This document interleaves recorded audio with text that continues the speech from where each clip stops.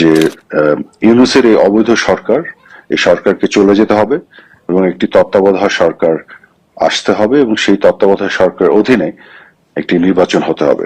আওয়ামী লীগও এখন একটা নিরপেক্ষ তত্ত্বাবধায়ক সরকারের সাথে তত্ত্বাবধায়ক সরকারের অধীনে একটা নির্বাচন চায়।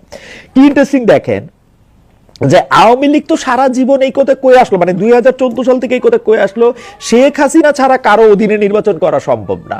এখনো এটাই চান ভাই, এক কথা তো এক মুখে সাইপাস কথা কন কেন? জনাব মোহাম্মদ আরাফাত, আপনি একটা এই কথা আপনি বলেন নাই এর আগে শতবার যে শেখ হাসিনার অধীনে নির্বাচন হইতে হবে। এখন কে তত্ত্বাবধায়ক সরকার চান নির্বাচন করতে? শেখ হাসিনার অধীনে নির্বাচন চান। শেখ হাসিনার অধীনেই তো পৃথিবীর সবচেয়ে ভালো ভালো নির্বাচনগুলি হয়। 2014 হয়েছে, 2018 হয়েছে, 2023 হয়েছে। আমার কষ্ট হচ্ছে, আমি আমার দেশ ছাড়া, ঘর ছাড়া, সবকিছু জ্বালিয়ে পড়ে দিয়েছে। 32 নম্বর বাড়িটা পর্যন্ত জ্বালিয়ে দিল। আমরা দুই বন্ধুটা ব্যবহার করি নাই। আমরা তো এই সম্পত্তি আমাদের নিজেদের জন্য ব্যবহার করিনি। ওই বাড়ি থেকে 6 দফা আন্দোলন, ওই বাড়ি থেকে স্বাধীনতার ঘোষণা দিয়েছেন জাতিপিতা, আর ওই বাড়িতেই তো আমার বাবা মা সব জীবন দিয়েছেন, তাদের রক্তের দাগ। আমরা বঙ্গবন্ধুর স্মৃতি। দর্শক, এক সময় যারা তত্ত্বাবধায়ক সরকার ধ্বংস করার জন্য মাঠে ময়দানে কাজ করেছেন এবং আদালতেও বিভিন্ন আইন পাশ করেছেন, এখন তারাই চাচ্ছেন তত্ত্বাবধায়ক সরকারের অধীনে আগামী নির্বাচন হয় যেন ডক্টর ইউনূস থেকে যেন তত্ত্বাবধায়ক সরকার ক্ষমতায় আসে, সে ব্যাপারটি আরাফাত নিশ্চিত করতে চান। তবে সে বিষয়ে কি বলছেন বিস্তারিত দেখেন সাবেক প্রধানমন্ত্রী শেখ হাসিনার বক্তব্য। ঘর ছাড়া সবকিছু জ্বালিয়ে পড়ে দিয়েছে।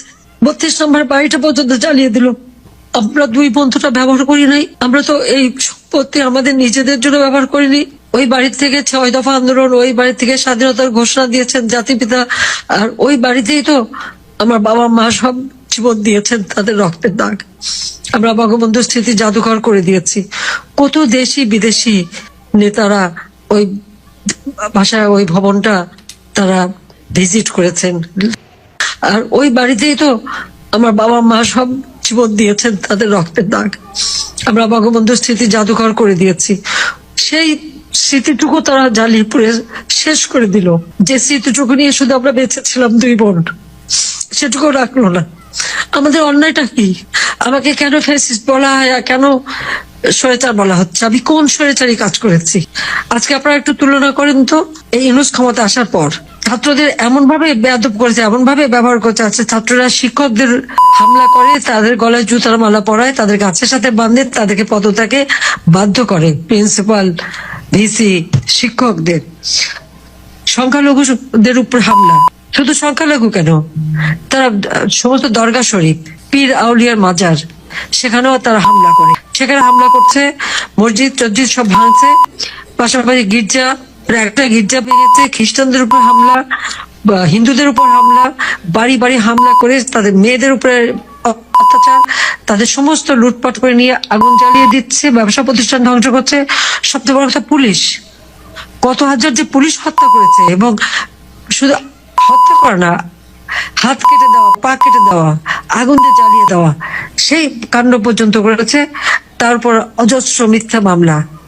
আমার বিরুদ্ধে 155টার মতো মামলা দিয়েছে, যার অধিকাংশ হত্যা মামলা। আবার আমি যাদের হত্যা করেছি তার মধ্যে ইতিমধ্যেই প্রায় 35 জন জীবিত হয়ে ফিরেও এসেছে, কিন্তু মামলা দিয়েই যাচ্ছে। আমার বিরুদ্ধে, রেহানার বিরুদ্ধে, পুতুলের বিরুদ্ধে, জয়ের বিরুদ্ধে, সবার বিরুদ্ধে মামলা। ববি, সে তো ইউএনডিপি তে কাজ করে। ববি, আমি, রেহানা, আমাদের সকলে, রেহা, পুতুল, সবার। পুতুল WHO তে আপনারা জানেন যে সে আঞ্চলিক একজন ডাইরেক্টর হিসেবে, যেখানে 10টা ভোট ছিল, 10টা দেশের ভোট, তার মধ্যে সে 8টা ভোট।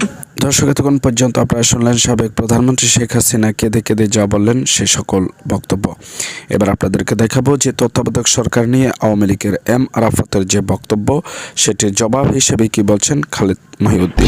আপনারা জানেন, আমি আমার একটি স্টেটমেন্টের মাধ্যমে উল্লেখ করেছি যে ইউনূসের এই অবৈধ সরকার, এই সরকারকে চলে যেতে হবে এবং একটি তত্ত্বাবধায়ক সরকার আসতে হবে এবং সেই তত্ত্বাবধায়ক সরকারের অধীনে একটি নির্বাচন হতে হবে। আওয়ামী লীগও এখন একটা নিরপেক্ষ তত্ত্বাবধায়ক সরকারের সাথে তত্ত্বাবধায়ক সরকারের অধীনে একটা নির্বাচন চায়।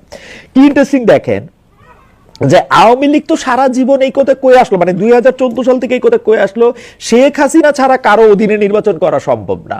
এখনো এটাই চান ভাই, এক কথা তো এক মুখে সাইপাস কথা কন কেন? জনাব মোহাম্মদ আরাফাত, আপনি একটা এই কথা আপনি বলেন নাই এর আগে শতবার যে শেখ হাসিনার অধীনে নির্বাচন হইতে হবে? এখন কে তত্ত্বাবধায়ক সরকার চান নির্বাচন করতে? শেখ হাসিনার অধীনে নির্বাচন চান? শেখ হাসিনার অধীনে তো পৃথিবীর সবচেয়ে ভালো ভালো নির্বাচনগুলি হয়, 2014 হয়েছে, 2018 হয়েছে।